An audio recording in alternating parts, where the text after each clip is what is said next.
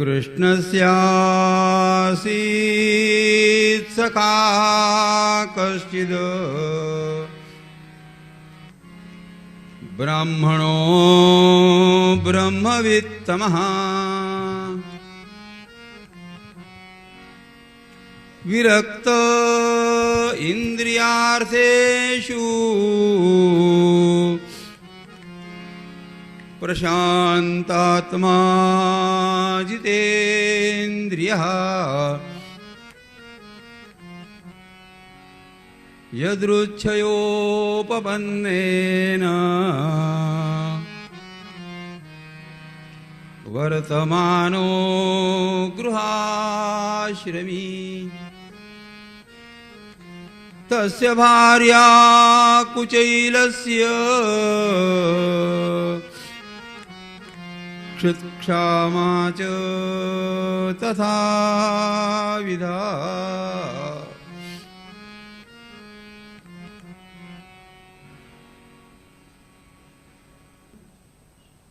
भगवान श्री कृष्ण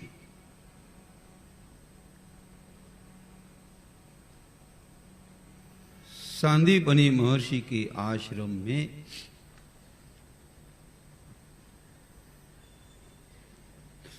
विद्याध्ययन करने के लिए आए।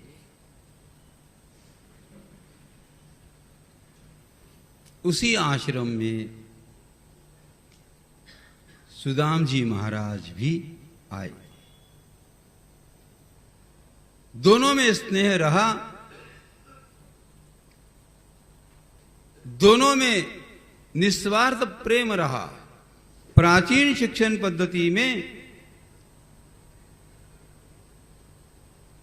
जो भी छात्र वहां पर पढ़ने के लिए आते थे, उन सभी छात्रों को आश्रम का किसी न किसी प्रकार का काम करना ही पड़ता था।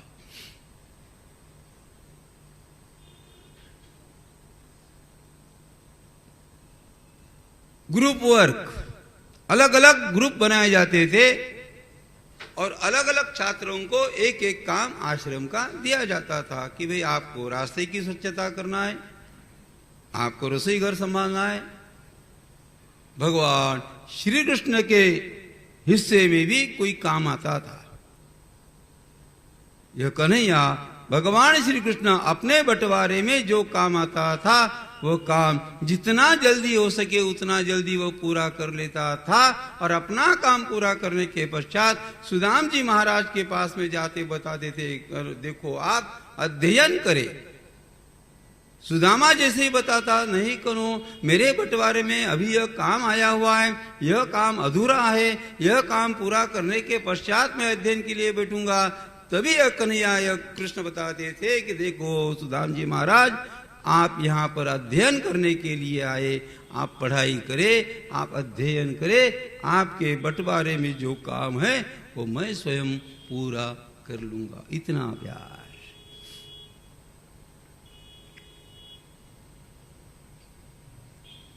प्रसाद के लिए, भोजन के लिए, जैसे ही सभी छात्र भोजन के लिए पंक्ति में बैठते थे और कन्हैया के समीप में जो एक थाली होती थी वहां पर यदि कोई छात्र आकर के बैठ गया तो कन्हैया बता रहा था कि नहीं, आपको यहाँ पे नहीं बैठना चाहिए। क्यों? मेरे पास में मेरा मित्र सुदामा मेरे पास बैठेगा। इतना स्नेह था।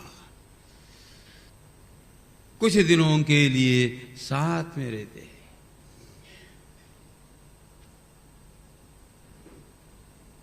कन्हैया का विदाई का समय आया।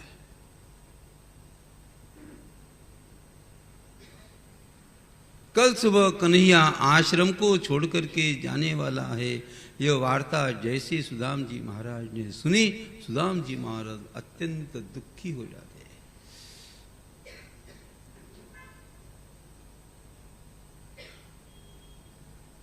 विदाई का कार्यक्रम चल रहा है।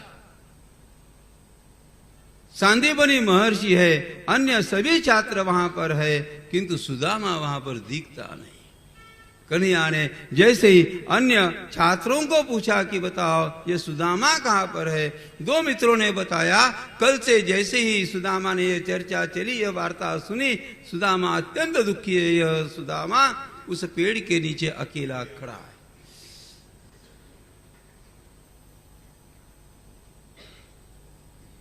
कन्हैया ने अन्य सभी छात्रों को छोड़ा। भगवान श्री कृष्ण सुदाम जी महाराज के पास में आते हैं। सुदामा को कहा, सुदामा मैं आज जाने वाला हूं। देखो सुदामा, इस आश्रम में रहते समय इतने दिनों तक हम साथ में रहे। इतने दिनों में यदि मेरे वाणी से आपके लिए कोई अपशब्द का प्रयोग हुआ हो तो सुदामा आपके दोस्त को आप क्षमा करें।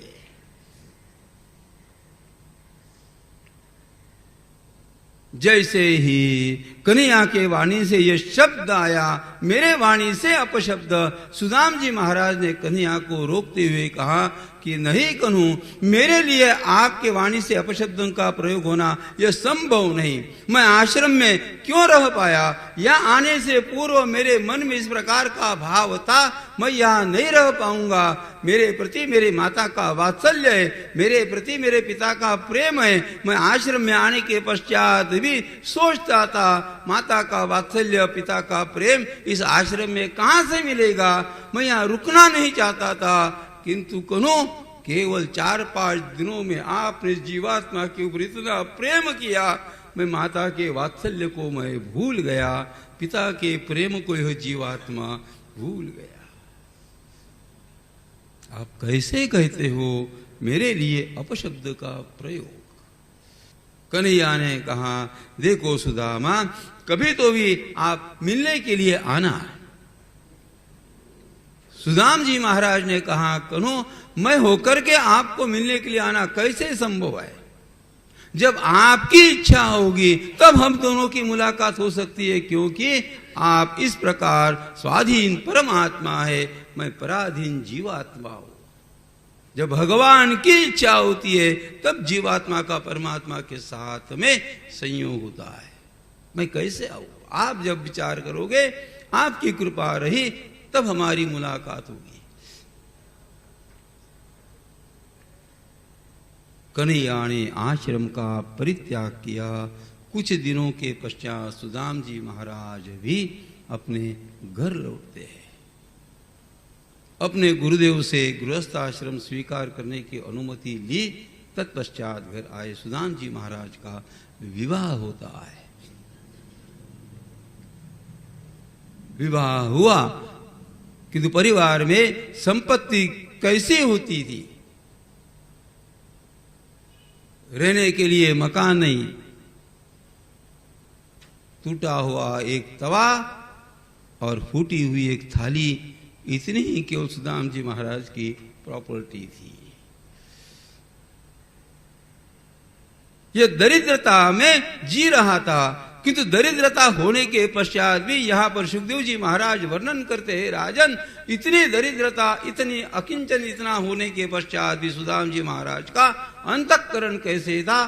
प्रशांतात्मा जितेंद्रिया। दरिद्रता ये सुदाम जी महाराज की विशेषता नहीं। दरिद्रता में रहते हुए भी सुदाम जी महाराज का मन शांत नहीं। यहाँ पर शब्द का प्रयोग करना चाहते हैं, प्रशांतात्मा जितेंद्रिया। ये जीवात्मा इतनी दरिद्रता में भी इसका मन बिल्कुल शांत था।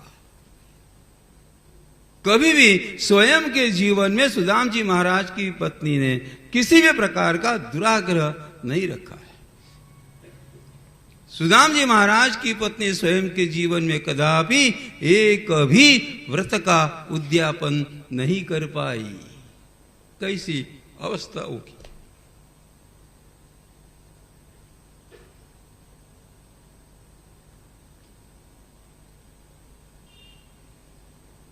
एक दिन सुदाम जी महाराज की पत्नी सुदाम जी महाराज के पास में आती है और कहती है, नाथ मैं आज तक इतना व्रत मैं करती आई हूँ, मेरे व्रत का उद्यापन मैं करना चाहती हूँ। सुदाम जी महाराज अपने पत्नी का हाथ अपने हाथ में धरते हुए कहते थे, देखो सुशीले, व्रत करने के लिए संपत्ति की आवश्यकता नहीं होती है, व्रत का उद्यापन करने के लिए संपत्ति की आवश्यकता होती है। सुशीले, आप अच्छी तरह से जानती हो आपके पति के पास कुछ भी नहीं है। सुशीले, इस वर्ष 1 साल के लिए और भी आप व्रत करती रहना, जब कभी परमात्मा की कृपा होगी व्रत का उद्यापन करेंगे।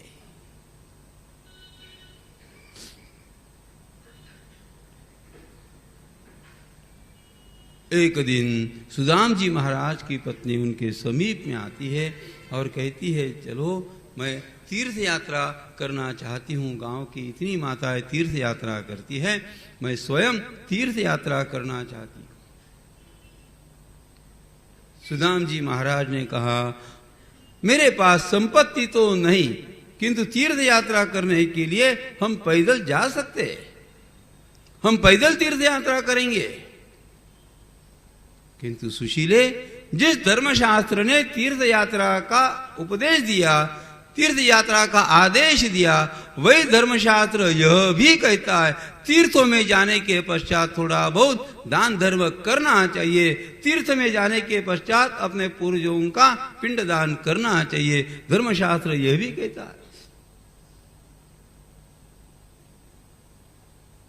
सुशीले, हम तीर्थ यात्रा पैदल कर लेंगे, किंतु वहां जाने के पश्चात यदि संतों को हमने दान धर्म नहीं दिया तो हमारी तीर्थ यात्रा का कोई लाभ नहीं।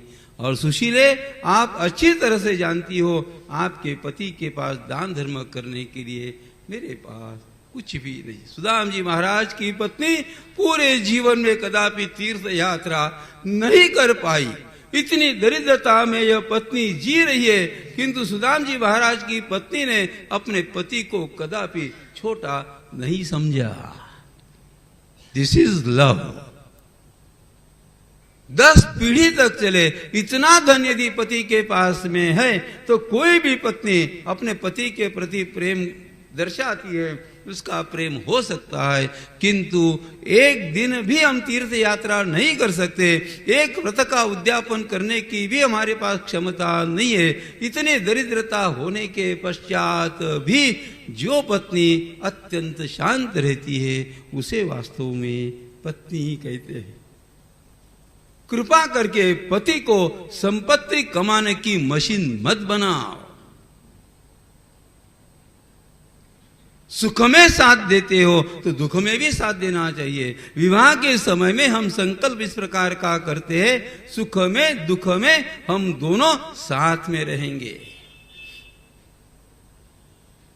अपने पति की आय यदि कम है, जितना सोर्स ऑफ इनकम है उसी में प्रपंच चलाने का प्रयास करें। भाई हर पति यह चाहता है कि भाई पड़ोस में रहने वाली माता के गले में यदि 10 तोले का हार है, हर पति यह चाहता है उसी प्रकार का हार मेरे पत्नी के गले में भी होना चाहिए, लेकिन उसकी उतनी क्षमता नहीं है तो पत्नी ने कह देना चाहिए, आप चिंता न करें, रात दिन आप परिश्रम न करें, स्वयं के शरीर को संभालने का प्रयास करें, थोड़ा बहुत विश्राम करें, आप संपत्ति के पीछे पागल मत हो, मुझे किसी भी प्रकार के स्वर्ण के अलंकारों की आवश्यकता नहीं, मेरे जीवन का अलंकार केवल आप हो। यह वास्तव में पत्नी होती है। संपत्ति में कोई भी प्यार करेगा, दरिद्रता में प्रेम करने वाले लोग बहुत कम होते हैं। एक दिन सुदाम जी महाराज की पत्नी ने कहा कि आप एक बार कन्हैया को आपके मित्र को मिलने के लिए आप क्यों नहीं जाते हो। सुदाम जी महाराज को आज आनंद हुआ। अरे क्यों नहीं, मैं जाऊंगा। भाई जिस मित्र के बारे में आप हमेशा बताते रहे, मेरा मित्र यह कनु ऐसे था वैसे था वैसे था, आप हमेशा बताते हो, एक बार आपके मित्र को मिलने के लिए आप जाए। सुदाम जी महाराज ने कहा कल मैं निकलूंगा।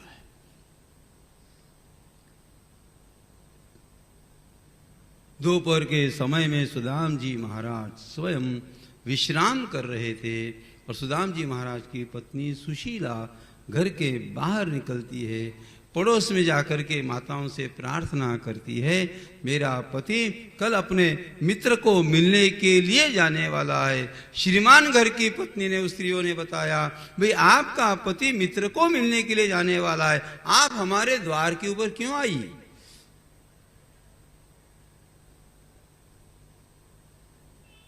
सुदाम जी महाराज की पत्नी ने कहा, मैं उनके साथ कुछ तो भी भेजना चाहती हूं, किंतु मेरे घर में कुछ भी नहीं। आपने यदि कुछ दिया तो उनके साथ में मैं कुछ भेज पाऊंगी। यह कब मांगने के लिए गई? सुदाम जी महाराज दोपहर के समय में विश्राम कर रहे थे। मेरे पति को यह अच्छा नहीं लगेगा, मेरा पति स्वाभिमानी है, इसीलिए उनको न बताते हुए मांगने के लिए वह गई।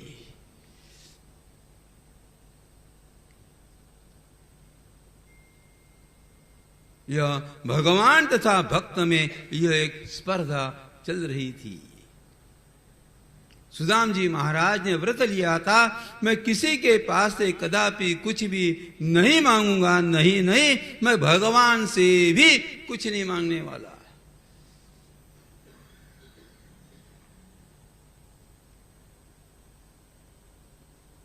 यह व्रत सुदाम जी महाराज ने लिया और परमात्मा ने भी व्रत लिया। आप कैसे नहीं आओगे सुदामा, मैं आपको इतने दुख में रखूंगा, मैं आपके जीवन में इतनी दरिद्रता पहुंचाऊंगा, उस दरिद्रता के कारण, दुख के कारण आपको मेरे द्वार के ऊपर मांगने के लिए कभी न कभी आना पड़ेगा। यह व्रत, यह संकल्प भगवान करते हैं और भक्त ने संकल्प किया, मैं कदापि नहीं आऊंगा, अब चाहे मेरी कितनी भी परीक्षा दे। भक्त और भगवान की यह एक स्पर्धा चल रही थी।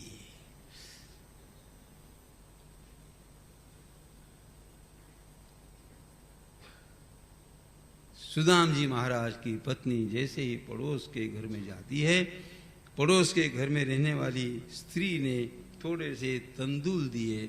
उन तंदुलों को देखने के पश्चात सुदाम जी महाराज की पत्नी सुशीला सोचने लग जाती है, ये तो बहुत कम हो रहे,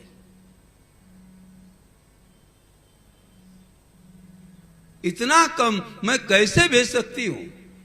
या चितवो चतुरान मुष्टिन, 4 मुट्ठी तंदुल इकट्ठा करने के लिए सुदाम जी महाराज की पत्नी को 4 घर पर मांगने के लिए जाना पड़ा।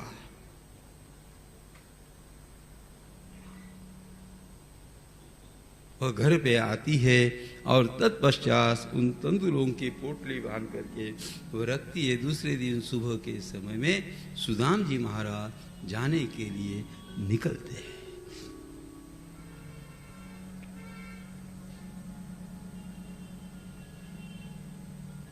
तंदुल की पोटली सुशीला प्रदान करती है।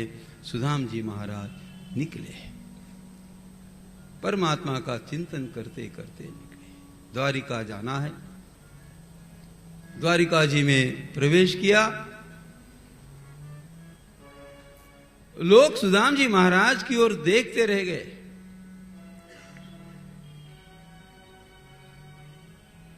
ये इतना विपन्न ब्राह्मण ये कहां से आया?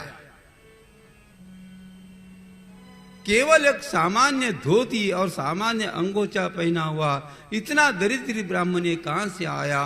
पूछते पूछते सुदाम जी महाराज स्वयं परमात्मा के द्वार के ऊपर पहुंचते हैं, किंतु द्वारपालों ने सुदाम जी महाराज को रोका।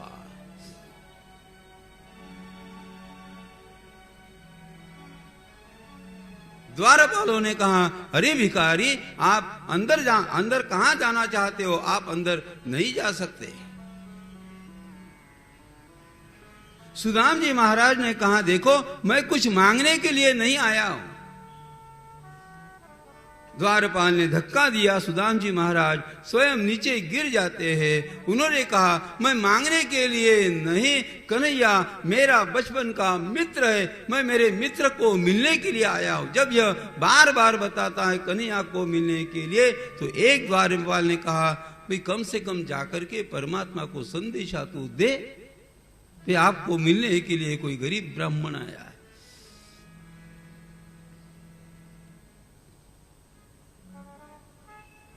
द्वारपाल स्वयं परमात्मा को संदेशा देने के लिए अंदर जाता है। सुदाम जी महाराज परमात्मा के द्वार के ऊपर खड़े हैं। सुदाम जी महाराज ने कन्हैया को कहा कि नहीं, आपको मुझे मिलने के लिए आपको आना पड़ेगा।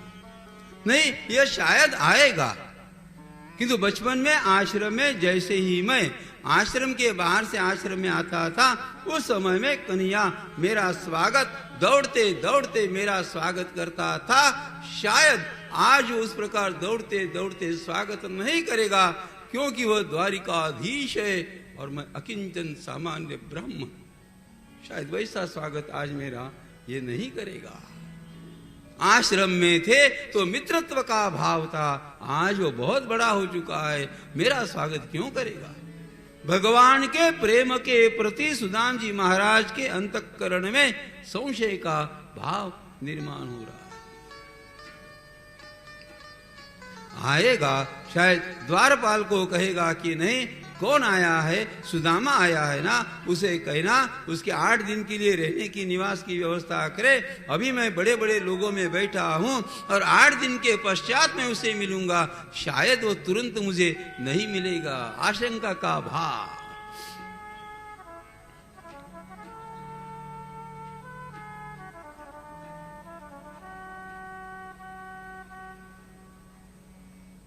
सुदाम जी महाराज के अंतःकरण में बार बार पल पल में संशय का भाव निर्माण होने लग जाता है। उतना प्रेम शायद अब नहीं होगा। द्वारपाल अंदर जाता है। सुदाम जी महाराज स्वयं परमात्मा के द्वार के ऊपर खड़े हैं। सुदामा ने भगवान श्री कृष्ण को पुकारा।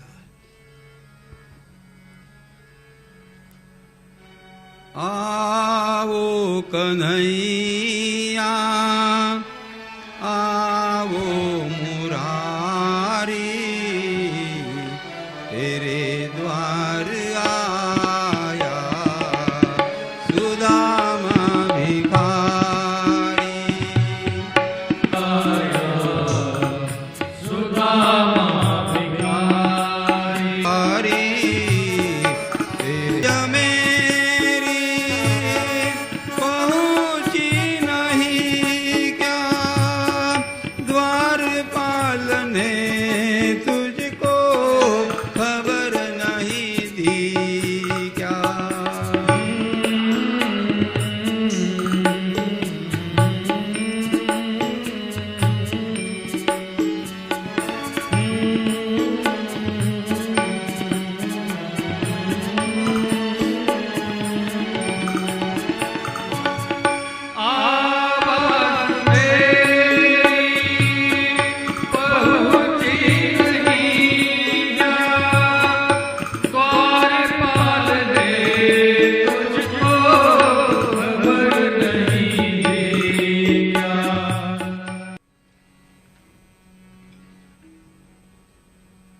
परमात्मा के द्वार के ऊपर यह अकिंचन ब्राह्मण खड़ा है।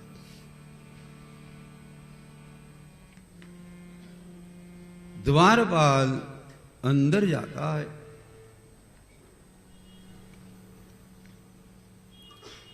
द्वारपाल ने परमात्मा को प्रणाम किया और कहा, प्रभु आपके द्वार के ऊपर कोई एक ब्राह्मण देवता आए हुए हैं।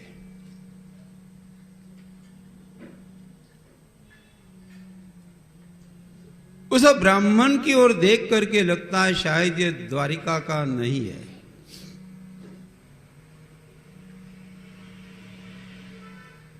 वह बार बार बताता है, मैं कन्हू को मिलना चाहता हूं, मैं कन्हू को मिलना चाहता हूं।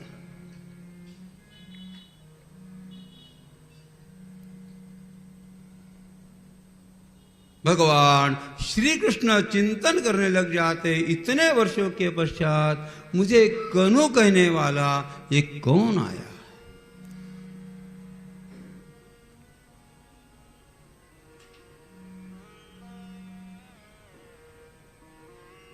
भगवान ने द्वारपाल से पूछा कि द्वारपाल आप बता, उसने उसका नाम तो बताया होगा ना।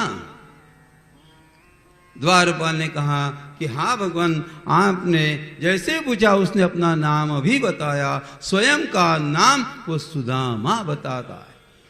भगवान सुखदेव जी महाराज वर्णन करते हैं, राजन जैसे द्वारपाल के वाणी से सुदामा यह शब्द बाहर आया, परमात्मा ने रुक्मिणी माता का परित्याग कर दिया। परमात्मा स्वयं उस भिखारी, उस अकिंचन ब्राह्मण का स्वागत करने के लिए द्वार की ओर दौड़ते दौड़ते जा रहे।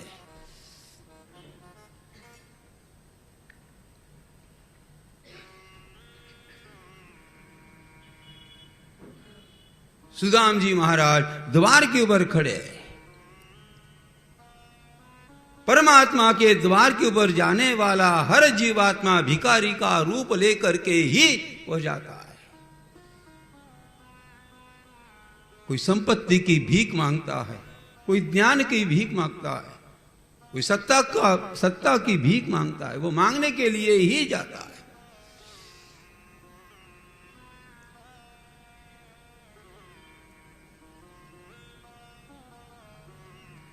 किंतु संत महात्मा जब द्वारिकाधीश भगवान के मंदिर में जब जाते हैं, उस समय में प्रापंचिक चीजों की अपेक्षा नहीं रखते। वो तो केवल इतनी ही प्रार्थना करते हैं, प्रभु यदि आप कुछ देना चाहते हो, इस जीवात्मा की वाणी को आप ओजस्वी बनावे, इस जीवात्मा की वाणी को आप तेजस्वी बनावे। मैं और कुछ नहीं चाहता, मेरे परिवार के लिए मैं सुख भी नहीं चाहता।